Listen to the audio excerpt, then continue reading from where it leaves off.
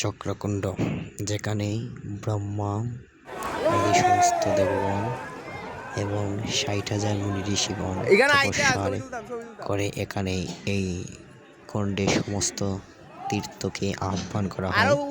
সমস্ত তীর্থ একত্রিত হয়ে সেখানে সবাইকে স্নান করান। এই জায়গার নাম হচ্ছে চক্রকুণ্ড। এই কুণ্ডকে ৪ বার প্রদক্ষিণ করে স্নান করতে হয়। এটা হচ্ছে নৈমিষারণ্যের স্থান, যেখানে পঞ্চপাণ্ডবরা বনবাস ছিল, তারই পাশে এক জায়গা। এখানে এর পাশে আছে ব্যাসদেব, যেখানে গ্রন্থ লিপিবদ্ধ করেছেন। সেই চক্রকুণ্ডতে সবাই স্নান করে। এখানে সমস্ত ঋষিগণ দেবতাগণ এসেছেন। নৈমিষারণ্য ধামকে যায় জয় চক্রকুণ্ড।